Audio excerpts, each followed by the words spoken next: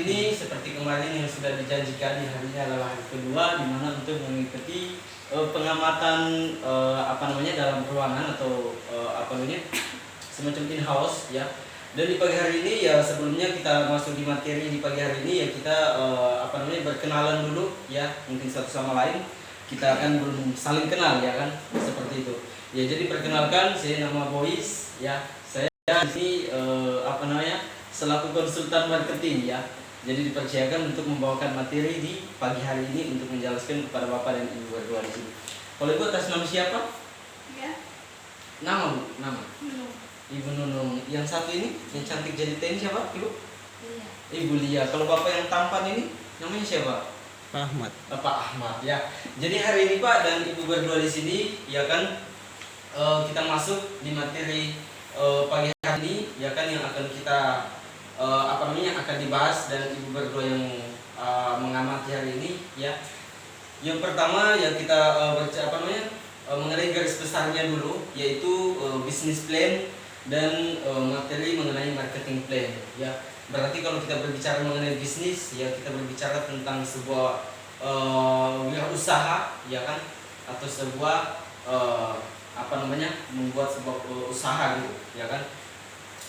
Jadi di bisnis plan ini yang pertama kali kita kupas yaitu terkait struktur ya dari perusahaan ini ya kan, seperti itu ya. Jadi yang pertama yaitu di sini ada perusahaan ya yang Ibu bergabung ini, namanya Sevewer Entrepreneur Group ya. Jadi Sevewer Entrepreneur Group ini Bu, dia Bapak bergeraknya itu di bidang marketing dan kewirausahaan ya kan.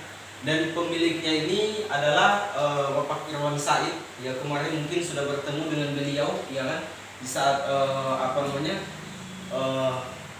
membawa berkasnya kemarin ya, atau sudah melakukan interview kemarin ya. Yang kedua ya, di belakang perusahaan Sevewer Entrepreneur Group ini ada perusahaan yang sangat luar biasa, atau ada perusahaan besar ya kan, yang mendukung perusahaan Sevewer Entrepreneur Group ini. Yang pertama yaitu perusahaan PT Cobra Code Power ya.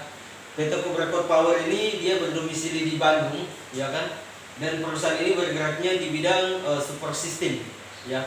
Jadi support system itu perusahaan yang selalu memberikan motivasi ya kan, memberikan solusi ya kan, di saat perusahaan ya cabang ya kan, ataupun mungkin perusahaannya kita ini, salah satu contohnya Sevewer Entrepreneur Group ini, pada saat kita mengalami yang namanya kejatuhan atau kesulitan dalam mengembangkan sebuah bisnis ya. Jadi perusahaan ini hadir yang sebagai motivator atau pemotivasi untuk mengembangkan bisnis itu seperti apa.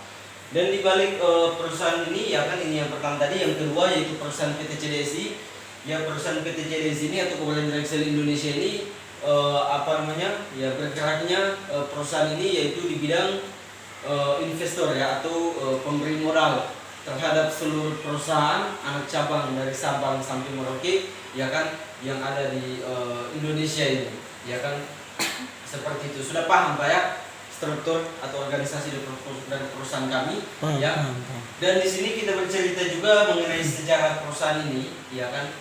Jadi dibalik beberapa perusahaan yang sekarang timbul ya kan, jadi itu dibalik itu ada sejarahnya juga ya kan. Kenapa perusahaan ini sampai ada di daerah Sorong ya kan. Yang pertama Pak, kita bercerita dulu terkait sejarah dari perusahaan ini dari awal mula terbentuknya ya kan, dari perusahaan ini. Yang pertama, perusahaan Pak terbentuk itu atau pertama kali didirikan itu di negara asing, yaitu di negara Toronto, Kanada ya kan, tepatnya itu tahun 1981. Dan yang mendirikan perusahaan ini yaitu Roy Render dan Mr. Larry Tannenbaum ya kan. Dan semakin berkembang ya kan, mereka semakin giat dan bekerja keras untuk mengembangkan bisnisnya. Dan alhamdulillah tahun 1994 ya bisa masuk di Asia Tenggara atau termasuk di Indonesia. Dan yang membawakan perusahaan ini adalah beliau yang Mr. Troy Almops ya kan. Dia ini asalnya dari negara Australia. Jadi beliau ini kalau ketemu beliau ini tidak tahu bahasa Indonesia. Jadi dia tidak tahu bahasa Indonesia, dia cuma tahunya bahasa asing ya, atau bahasa internasional, yaitu bahasa Inggris ya kan. dan beliau sampai sekarang masih ada, ya, alhamdulillah masih sehat walafiat, dia masih bekerja keras untuk mengembangkan bisnis ini. Dan beberapa tahun kemudian, ya kan, semakin banyak juga hal yang didapatkan dari bapak ini, ya kan, tapi dengan kerja keras dan tekadnya untuk mengembangkan bisnisnya sehingga lahir beberapa perusahaan, ya, salah satu perusahaan besar, ya, lainnya salah satunya itu PT Foraco Power, ya kan, yang memiliki perusahaan ini yaitu ya. Jadi masuk di Indonesia tak ya tahun 1994, ya kan, didirikan oleh Bapak Mr. Keralen Mops, ya kan, dan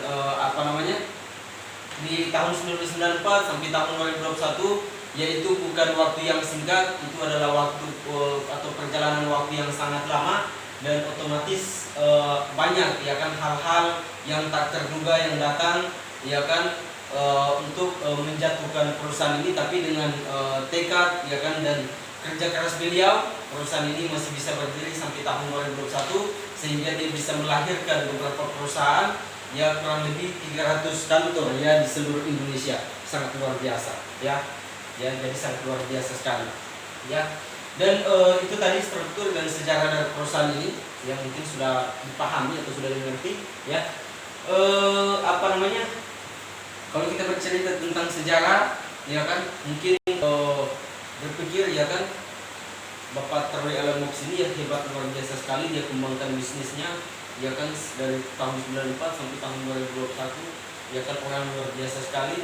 Tapi bukan cuma karena beliau yang memiliki tekad dan keinginan besar untuk pengembangan bisnis, tapi di sini juga ada faktor pendorong, salah satunya visi dan misi, ya kan, yang mendongkrak perusahaan ini sehingga bisa berdiri sampai sejauh ini dan bisa melahirkan beberapa perusahaan di Indonesia. Dan kita masuk di visi dan misi. Ya, visi dari perusahaan ini, Pak, dia visinya itu memiliki yang namanya tujuan, yaitu pengembangan sumber daya manusia melalui training management agar menjadi tenaga pengelola perusahaan profesional, baik sebagai baik diposisikan sebagai manajer, ya kan, atau diposisikan sebagai staff, ya kan. Jadi Bapak dan Ibu di sini jangan heran, ya kan, kenapa perusahaan kami melakukan proses trainingnya itu ke lapangan, ya kan. Kenapa harus ke lapangan, ya kan, bentuk kegiatan atau aktivitasnya, karena memang kita mengikuti dari jalur visi ini, ya kan, untuk pengembangan sumber daya manusia melalui training atau pelatihan, ya kan, untuk pengembangan SDM, ya kan, sumber daya manusia. Nah, jadi di lapangan itu, Pak, bukan cuma bagaimana caranya Bapak bisa menghabiskan media sebanyaknya di perusahaan ini, bukan itu yang dinilai, Pak. Jadi yang dinilai itu bagaimana caranya pengembangan SDM-nya Bapak dan Ibu di sini bisa dikembangkan supaya mendapatkan ada beberapa skill, ya kan, skill dasar, ya kan, untuk menjadi seorang pengusaha atau menjadi seorang pembisnis supaya kita bisa hebat seperti Bapak ini, ya kan. Yang pertama, skill yang kita harus dapatkan itu, kenapa harus kita ke lapangan? Yang harus kita dapatkan pertama yaitu skill komunikasi, ya kan. Semua kita bisa, ya kan, berbicara, mahir dalam berkomunikasi, ya kan. Tapi kita terkadang dalam berkomunikasi ini kita tidak tahu tata krama, bagaimana caranya kita bisa berkomunikasi secara baik dan benar terhadap orang lain. Bagaimana caranya kita bisa berkomunikasi agar orang lain bisa menerima, ya kan, komunikasi kita supaya senang dengan kita punya komunikasi. Dan itu tujuannya kita ke lapangan, yang pertama untuk memperbaiki kita punya atau menemukan kita punya komunikasi, ya kan, atau melancarkan kita punya komunikasi. Yang kedua yaitu confidence atau kepercayaan diri, ya kan. Jadi kita selalu diperhadapkan hal-hal di lapangan, ya kan, dengan karakter-karakter yang berbeda, yaitu adalah salah satunya di mana kita harus memberikan sebuah kepercayaan terhadap dirinya kita untuk berkomunikasi terhadap orang lain, gitu. Yang ketiga, ya kan, skill apa lagi, leadership, ya kan, kepemimpinan, ya kan. Dan skill kepemimpinan ini adalah skill yang sangat dibutuhkan dalam bisnis ini, ya kan, karena memang kita di sini dilatih atau dipersiapkan untuk menjadi seorang pemimpin, gitu, ya, seperti itu. Ya, jadi selain itu juga ada skill motivasi, ya kan, dimana kita harus bisa memotivasi kita punya ya untuk memotivasi kita punya diri ya kan, pada saat kita diperhadapkan dengan tantangan atau diperhadapkan dengan hal-hal yang negatif ya kan, jadi kita bisa membackup ya kan, atau bisa melindungi kita punya diri dengan motivasi-motivasi yang kita lahirkan dalam dirinya kita sendiri, seperti itu. Itu tadi Pak visi ya, tujuannya kita ke lapangan tadi sudah jelas. Yang kedua misi dari perusahaan ini Pak ya, misinya itu yang pertama untuk memperluas jaringan wilayah usaha ya, yang kedua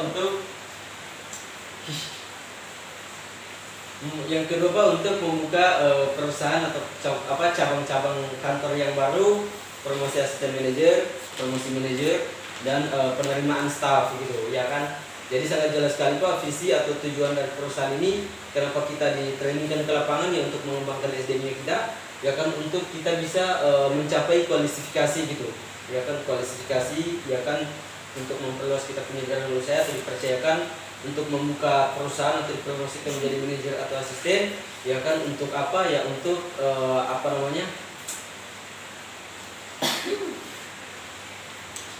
ya kan, seperti itu ya. Jadi saya kira di visi dan misinya ini sudah cukup, dan kita beralih di salah satu hal yang membuat menunjang juga ya kan di perusahaan ini, yaitu prinsip dasar ya. Prinsip dasar dari perusahaan ini, semua orang memiliki hak yang untuk sukses atau berhasil, dan satu-satunya jalan untuk sukses atau berhasil itu pada saat kita bisa mensukseskan atau bisa membuat orang lain berhasil. Yaitu prinsip dasar dari perusahaan ini ya kan, seperti itu ya. Jadi sama halnya di sini ya, mungkin sudah dijelaskan tadi di visi dan misi seperti apa, pandangan dan tujuannya ke depannya kita kantor ini seperti apa ya kan, untuk mempersiapkan pemimpin yang akan nanti dipercayakan oleh perusahaan ini untuk mengelola sebuah perusahaan, dan itu adalah sebuah kesuksesan ya kan, yang sangat optimal ya kan kita dapatkan pada saat kita sudah memberikan orang lain kesuksesan, atau pada saat kita melihat orang yang kita bimbing dipercayakan untuk mengelola atau membuka sebuah perusahaan seperti kami ya kan, itu baru kami dikatakan sukses ya, dengan dengan sangat maksimal gitu, seperti itu. Dan setelah ini ya kan, setelah dari prinsip dasar ya, kita bercerita sedikit juga, mungkin ada beberapa faktor guys ya, Bapak dan Ibu di sini, yang membuat perusahaan ini masih bisa berkembang dan masih bisa menjalankan bisnis ya sampai sejauh ini, dari tahun 1994 sampai tahun 2021, yaitu bukan waktu yang sangat singkat ya, tapi itu adalah waktu yang sangat lama ya, perjalanan yang cukup panjang, dan perusahaan ini masih selalu berdiri karena ada beberapa faktor yang membuat bisnis ini bisa berkembang. Salah satunya yang pertama, bentuk bisnisnya dengan kepemilikan sendiri ya kan. Jadi pada saat Bapak dan Ibu berdua di sini sudah dipercayakan ya kan, atau sudah mengkualifikasikan dirinya ya kan di posisi manajerial ya, Bapak dan Ibu di sini memiliki perusahaan sendiri, Ibu sendiri memiliki hak 100% atas Bapak dan Ibu punya perusahaan ya kan. Namanya juga atas namanya juga, yaitu Bapak dan Ibu sendiri yang sudah di atas namakan Ibu dan Bapak ya kan, perusahaan tersebut. Sama dengan perusahaan Syafrul Entrepreneur Group ini ya, ini 100% milik Pak Irwan Said ya kan, owner sekaligus direktur sekaligus pemiliknya lah, pengelola ya kan. Yang kedua, dukungan permodalan dan investasi ya. Jadi kita di sini sangat luar biasa. Kenapa mungkin lahir ya kan beberapa perusahaan yang baru, karena kita selalu didukung dengan yang namanya permodalan atau investasi. Jadi kita tidak memikirkan bagaimana caranya mengumpulkan modal ya kan, mengumpulkan banyak mengumpulkan banyak rupiah untuk membangun sebuah bisnis atau mengembangkan sebuah bisnis, karena kami sudah ada yang memberikan modal terhadap bisnis kami gitu. Yang ketiga, pendidik dan pelatihannya bersertifikat ya. Jadi pada saat Ibu dan Bapak di sini sudah mengkualifikasikan dirinya menjadi di posisi manajemen seperti asisten manajer atau manajer ya, Bapak dan Ibu di sini sudah bisa mendapatkan yang namanya sertifikat gitu. Jadi seperti konsultan kemarin itu, mereka sudah memiliki yang namanya sertifikat dari perusahaan ini. Tapi mereka bisa ambil sertifikatnya itu pada saat masuk dalam kualifikasi asisten manajer gitu ya kan, baru dikeluarkan ya kan, mereka punya sertifikat.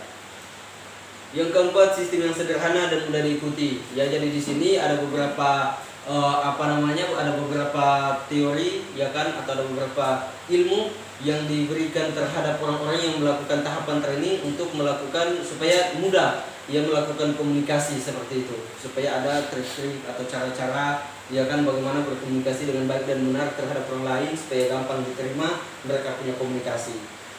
Yang kelima, dukungan produk secara langsung dari industri seperti kemarin yang Bapak dan Ibu lihat ya kan, mungkin heran pernah lihat medianya di TV itu harganya mungkin Bapak dan Ibu sudah tahu pastinya itu jutaan, tapi perusahaan kami melakukan penjualan atau memasarkan produk itu di bawah harga sekali ya kan, jadi 3-4 bandingannya lah dengan harga sesungguhnya. Kenapa? Karena produk kami itu langsung dari industri atau langsung dari pabriknya, jadi kita melakukan pemasarannya sesuai dengan yang ditentukan oleh pabrik ya kan, atau sesuai dengan yang ditentukan dari industri. Yang kelima, sistem marketing modern dan tradisional ya kan, jadi kita melakukannya di sini sistem marketingnya itu, pemasarannya itu marketing dan modern. Nanti sebentar marketing modern dan marketing tradisional sebentar kita lanjut di part 2 ya. Didukung oleh super sistem yang profesional ya kan, jadi sangat luar biasa sekali. Jadi kita dilengkapi dengan super sistem atau pemberi pemberi motivasi ya kan terhadap kami, atau sebagai kunci jawaban dari setiap permasalahan-permasalahan yang kita dapatkan pada saat kita mendapatkan tantangan atau kejatuhan. Ya, beliau hadir ya kan sebagai kunci jawaban ya kan dari setiap kita punya permasalahan untuk mengembangkan kembali atau membangun kembali kita punya bisnis. Jadi mungkin Bapak dan Ibu di sini tidak sama ya seperti marketing di luar sana banyak ya kan, mereka juga memiliki perusahaan-perusahaan besar, tapi dapatkan permasalahan atau apa segala macam, mereka tidak bisa di-up lagi atau tidak bisa bangkit lagi karena apa? Mereka tidak ada yang sebagai penasehat ya kan, atau tidak ada sebagai orang yang memberikan dorongan ya kan terkait yang namanya teori-teori yang bentuk positif untuk mengembangkan bisnis. Jadi sama halnya mungkin Bapak dan Ibu ya lihat di tahun 2019 sampai tahun 2021 di kota Sorong ya kan, bukan cuma di kota Sorong tapi di negara Indonesia dan seluruh negara dilanda dengan COVID-19, dan salah satu dampak buruknya itu dikenal juga di daerah kota Sorong dengan banyaknya pengurangan karyawan, banyaknya perusahaan yang tutup ya kan, karena mereka tidak memiliki solusi atau jalan keluar dari permasalahan yang diperhadapkan. Tapi perusahaan kami diberikan jalan keluar seperti itu karena ada support system ya kan, jadi itu luar biasanya. Dan kita lihat di posisi seperti mungkin Bapak dan Ibu kemarin ya kan lihat di persyaratannya itu di lowongan kerja, mungkin tahu ya kan ada beberapa posisi yang disiapkan di perusahaan kami untuk Ibu dan Bapak di sini ya kan, kemarin sudah dilihat. Dan itu memang posisi yang disiapkan dari perusahaan kami, cuma sebelum mendapatkan posisi itu Ibu harus melakukan melakukan yang namanya tahapan training di lapangan ya selama 3-6 bulan untuk pengembangan SDM atau sumber daya manusia supaya bisa menduduki posisi tersebut, supaya ada pengalaman dalam yang namanya wirausaha atau dalam dunia bisnis gitu. Jadi semacam Ibu dan Bapak di sini pasti barusan mungkin walaupun juga umur sudah 22-23 tahun, tapi kan belum tahu yang namanya dunia marketing atau dunia bisnis, tindakan bisnis itu seperti apa, menjalankan sebuah bisnis seperti apa.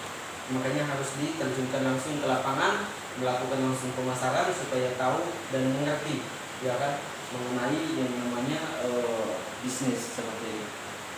Yang kedua mengenai tadi ya posisi dan sekarang kualifikasi ya kan. Jadi betul ya kan, untuk mendapatkan posisi ya di sini itu ada beberapa kualifikasi ya yang harus yang harus memang di sini ya, ada beberapa kualifikasinya itu ada step by step ya kan. Jadi ada beberapa ada beberapa hal ya untuk mencapai dia punya kualifikasi. Jadi dari seperti kemarin hari pertama melakukan yang namanya pembakaran observasi, dan hari kedua masuk pembakaran observasi, hari ketiga itu Ibu sudah masuk di mock training. Dan mock training ini Ibu diberikan kesempatan 3 hari sampai 1 minggu ya kan untuk masuk dalam executive marketing. ya kan. Itu nanti sebentar juga terakhir saya akan jelaskan lebih detailnya seperti apa ya. Dan sudah jelas ya kita bercerita tentang struktur perusahaan dari sejarah dan sampai di apa namanya perusahaan ini bisa berkembang sampai sejauh ini, visi dan misi, dan bahkan tadi ada posisi dan kualifikasinya sudah jelas. Kita masuk di marketing plan ya. Kita berbicara mengenai dunia marketing itu pasti sudah tahu semua, marketing itu pasti apa namanya identiknya dengan pemasaran, bercerita tentang penjualan, bercerita tentang produk, ya kan, bercerita tentang orang calon pembeli, ya kan, seperti bercerita tentang penghasilan, ya. Jadi dalam dunia marketing, ya kan, itu ada beberapa cara, ya kan, yang dilakukan, ya kan. Yang pertama yaitu marketing modern dan yang kedua marketing tradisional, ya. Marketing modern ini yaitu dimana marketing yang tidak bertemu langsung dengan customer atau calon pembeli. Ya, salah satunya mungkin yang sering kita dapatkan ya di internet, ya kan, atau di media sosial atau mungkin media cetak, ya dimana yaitu adalah bentuk yang namanya marketing modern gitu. Jadi kita tidak melakukan yang namanya bertatap muka dengan orang atau calon pembelinya kita atau customer. Tapi kalau marketing tradisional itu adalah kebalikan, dimana kita melakukan pemasaran itu ya harus bertemu langsung dengan customer atau dengan orang-orang calon pembelinya kita. Kenapa? Ya kan, karena dengan marketing tradisional kita bisa mendapatkan 5 skill dasar yang apa namanya yang sudah saya jelaskan tadi, ya kan, itu sudah pasti ya. Itu sudah pasti kita akan dapatkan. Kenapa? Karena kami juga di sini sebelum berdiri di sini atau memberikan materi di pagi hari ini, kami juga lahir dari lapangan, ya kan. Jadi makanya kami kenapa berani atau bisa berkomunikasi di depan ini, karena kami melakukan training kami yaitu di lapangan atau langsung ke lapangan atau melakukan marketing tradisional ini. Jadi salah satu contohnya mungkin ya Ibu bisa lihat atau Bapak bisa lihat di sini, ya kan, kemarin ya ada media bertemu langsung bertelur dari rumah ke rumah, itu adalah jenis marketing tradisional gitu. Dan dalam dunia marketing, ya kan, atau dalam dunia pemasaran pasti ada sebuah objek, ya kan, yang di situ perjualbelikan atau sebagai bahan untuk menghasilkan, ya kan. Jadi di sini pun sama, ya kan, ada dua jenis media yang kita pasarkan, ya kan. Yang pertama media barang, yang kedua media jasa, ya. Media barang ini mungkin sudah lihat kemarin, ya kan, produknya kami seperti apa, yaitu mengenai kalenggulan kesehatan, ya kan, itu kita punya media atau produk. Tapi kalau jasa ini adalah seperti mungkin tahu atau ada saudaranya juga yang kerja atau berprofesi seperti guru, ya kan, atau yang kerja di bank, atau mungkin yang kerja apalagi, ya ada mungkin di bangunan, ya mereka semua itu adalah marketing juga, tapi yang mereka melakukan atau yang mereka tawarkan adalah jasa, ya kan, atau keahliannya mereka yang mereka pasarkan. Tapi kami tidak ingin memasarkan yang namanya produk kami yang kami tawarkan terhadap orang di luar sana. Seperti itu. Paham sejauh ini, Pak ya? Oke, Pak. Ya, kalau begitu kita tutup pertemuan kita pagi hari ini. Assalamualaikum warahmatullahi wabarakatuh.